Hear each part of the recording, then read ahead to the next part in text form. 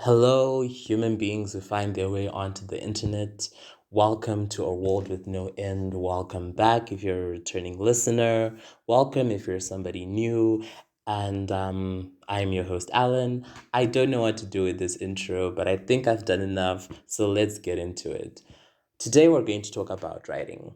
We're going to talk about my writing journey and how I started writing poetry. And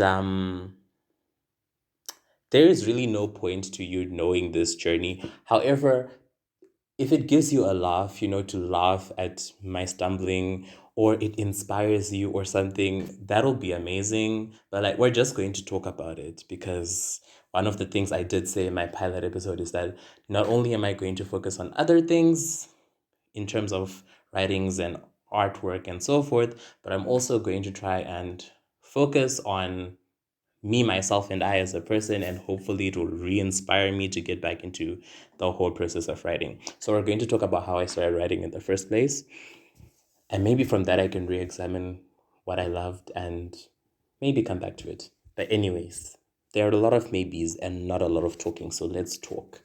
My journey to my first poem, or at least what I consider my first poem, spans 2016 to 2019. Right.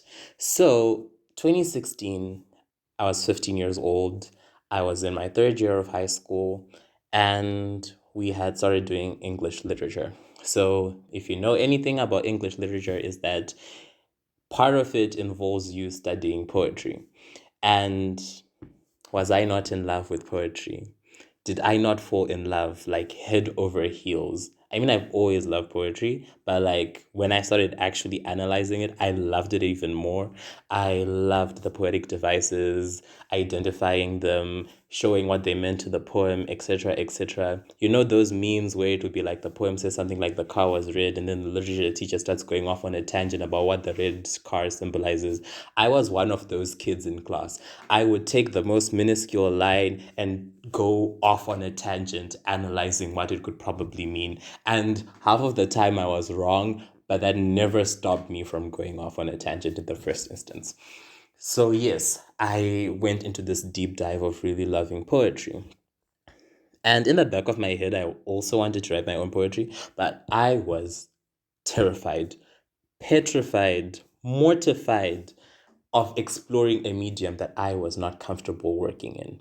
Because back then I was a prose person, narration, so forth, etc. That's where I was. That's the writing style I would use. I could probably have written a novel with how rooted I was in writing prose. I was scared of poetry and I left it well enough alone. I never really tried to.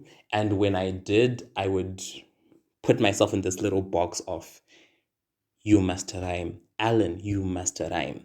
Rhyme is the only way you are capable of writing poetry, right? So that is the headspace that I was in. For the most part, I left it alone. If I ever tried to, it was in this framework of rhyming. The next time I attempted to write a poem was in the second term of my fourth year of high school, where we were given this very rare opportunity by our English teacher to write poems as a creative writing class assignment. Why we were expected, but then again, the best things that you write usually happen in the shortest space of time, at least in my experience. The poems that I've written that I love the most, I wrote them in one sitting. So maybe it makes sense that, it was supposed to happen in class. But anyways, it was a very rare thing to happen because there's this discourse that used to happen amongst these two particular teachers, and they were always hesitant to have children, and by children I mean high school children, write poetry because, you know, of the very fragile understanding that people had of poetry, and mostly them not being comfortable with people exploring poetry. I don't know what it was, but yes, that there was always this hesitancy in as far as writing poetry was concerned. So this was a very rare opportunity. I've said rare opportunity so many times at this point. So yes, we got into it. So I was sitting there, everyone else had started writing, and I was thinking to myself, what am I going to write about? Then I flipped through my creative writing book. And then I saw the last story that I had written, which was about some dark lord and his conquest to power, etc. And 2017, I was really into dark themes, like anything that was dark thematically, I gravitated towards that. So I just essentially took the theme of this dark lord going on his power trip and turned that into a poem. Found my words that rhymed and created, I think it was a five stanza poem. I couldn't tell you what it was or the contents of the poem. I just have a vague idea of what it was. And I submitted it. What I do remember was the mark. I got 17 out of 25. And I was so shocked because in my head, I'm like, this can't be me. I'm not capable of writing a poem that's worth more than 13 out of 25. But I was pleasantly surprised, and the few people who I did show the poem to were like, "Oh, Alan, it's really not that bad. It has so much potential. You have got so much potential in as far as writing poetry is concerned." I didn't believe them. I was just like, "Oh, you think? No, no, I didn't believe them. Shrugged them to the side, right?" And I did not pick up my pen to write another poem until 2018, around the second term again of my fifth year at high school. So my Form 2 biology teacher walks up to me one day during a free period and she's like, "Oh, Alan, I know you're good with language and stuff like that." Mind you, I had not written anything, whether it be prose or poetry or anything, all of that year, that 2018, I had not written anything. So where they were getting, I guess, people remember you for what you once were. And I used to be like a person who was good with language. I used to read a lot prior to 2018. But like 2018, I hadn't done any of that. So she comes up to me and she's like, "Oh, I know you're good with language." And I'm in my head, I'm like, "Good with language? Have you seen me lately?" But anyways, and so forth and so forth. "I want you to write a poem about ABCD." It had something to do with disability. And me back then was glad to do it. Me now would have hesitancy because I kind of don't like writing about things that I do not understand to the fullest extent. But hey, 2018, I was a people pleaser for the teachers and I could hardly say no. So I was like, sure, I'll figure something out. And I did. I wrote a six stanza poem. Um, yeah, six stanzas, four lines per stanza. And I gave it to her and she was like, "Thank you." And I'm like, "Cool." Then I had this friend, for the sake of the story, let's call her T because I suck at coming up with names. I showed T this poem. She helped me rearrange it. I showed it to her specifically because she was really good with poetry. And so yeah, I show it to her. She rearranges a few things. But on a whole, she's like, "Alan, your poem is good." Like, I'd almost say it's really good. But like, it's good. I'm like, "Oh, really? You think?" Then she goes on to say, "I've always felt like you have this way. Rhyming is your strength." Mind you, she's also the other person I had shown that other poem in 2017. So she is, quote, familiar with my quote writing style, even though it doesn't exist because I don't write that much poetry, but still, she has read what I write. And like, you have a way with rhyme, and I think you could really do something with poetry if you committed to the idea. So when she said that, the idea it sort of like implanted in the back of my head. So it's like in my mind, ideas implant and they stay there and they nag me for the longest until I act on them, but I'm very good at ignoring them. Same thing with this podcast. It's been sitting in the back of my head since 2019, but I was very good at ignoring it up until now. So, same principle. So, yes, T tells me all of that, and I think about it for a few days, then I forget about it because school becomes hectic, exams start examining, and a lot of things happen throughout the course of 2018 that make poetry the last thing on my mind. 2019 comes about. This is my last year in high school. And if you know anything about your last year in high school, at least if you're like me, because I was an achiever in high school, not an overachiever, but an achiever. I liked to achieve, especially in things that I was capable of achieving. Right. So I was an achiever. So I was running around doing everything that I possibly could in my last year while also trying not to fail high school. So I was debating, I was doing public speaking, I was doing everything that I could get my hands on. And yeah, everything. I even went to a golf tournament in 2019. And mind you, anyone who knows me from high school knows that I did not like sports and I would never intentionally put myself in the position of going traveling for a sporting activity. So, yes, I even went for a golf tournament in my last year of high school. Also, in my last year of high school, I decided to enter this competition by this host. What is the right phrasing? This competition that's run by this organization called Daughters Destined for Purpose. So this competition has been, advertised around school a lot. Like I've known about it. I had known about it. Why am I speaking in the present tense as if I still learned it? I had known about it since like 2016, and the competition was like always there, but I had never bothered to, enter. But like the friend I mentioned earlier, T had entered back then and she won. Like she went all the way. She won. So yeah. So I was now in my last year of high school, my technical last year of eligibility to enter because I had turned 18 and the competition is for, I think, 13-year-olds to 19-year-olds. So I had turned 18. So it was my last year of eligibility. Also, given the fact that even, what did I want to say? This thing of having terrible short-term memory, right?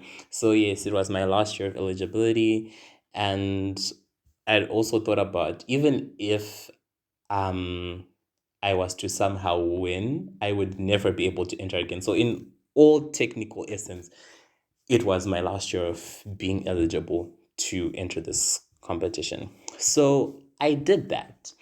Um, I wrote a poem. I ran it through a few friends, and they were like, "Oh, it's good," but I don't know. Sometimes I feel like they were being sarcastic, but anyways, yeah, they're like, "Oh, it's good," and so forth. I did not take it to any teacher. I didn't show it to anybody. I just kept it within that circle of friends. Um, and I'm like, okay, cool. In the privacy of my own home, I went back, I opened my laptop, did the last read through, did my editing, and I sent it on the competition email address. I was like, hi, my name is Alan. I'm from such school. This is my submission for this competition, yada, yada, yada, all that. And I send the email and I forget about it. Like, completely forget. This is how little faith I had in my ability to write anything because I forgot to the extent of I never checked my email ever again to see maybe I could have won. I didn't check. Not at all. Come 19 December 2019, I'm done with high school.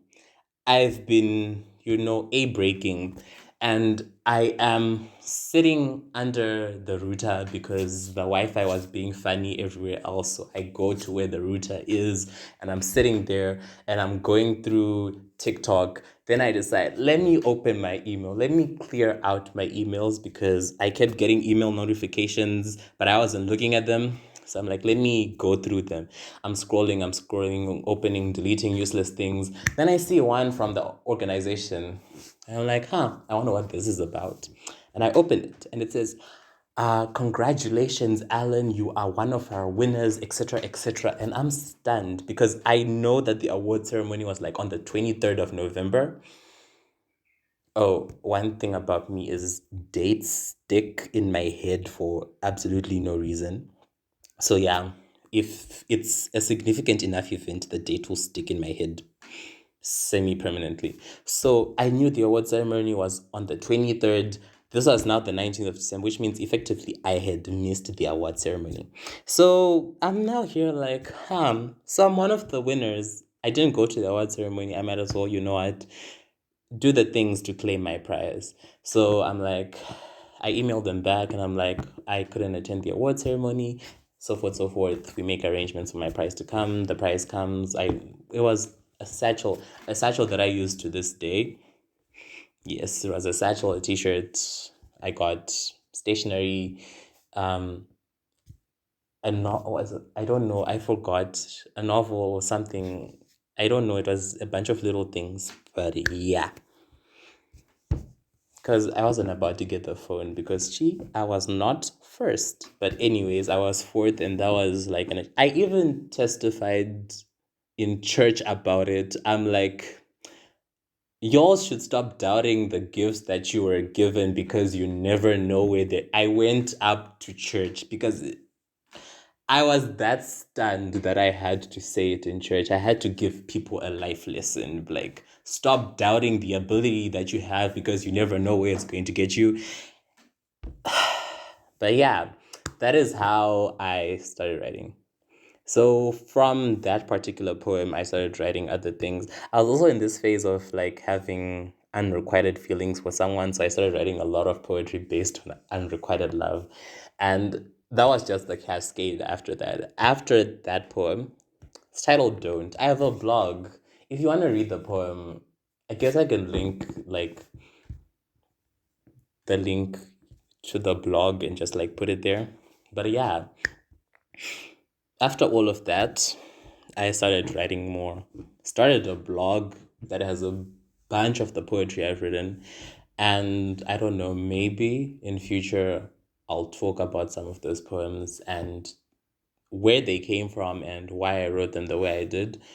But suffice to say, after that, it was a cascade. I broke out of the shackles of rhyming and started doing free verse. But like, I do like rhyme, so I throw in a rhyme wherever it is appropriate or something that's rhyme-esque, reminiscent of rhyme, but not exactly a rhyme. So yeah, that is how I ended up writing more poetry than I thought I would. It also helped that, we were moving into 2020 lockdown. I had nothing else to do except try and be creative. And that is how I became a writer of sorts. So that was my journey. I guess the major takeaway is don't doubt yourself as much.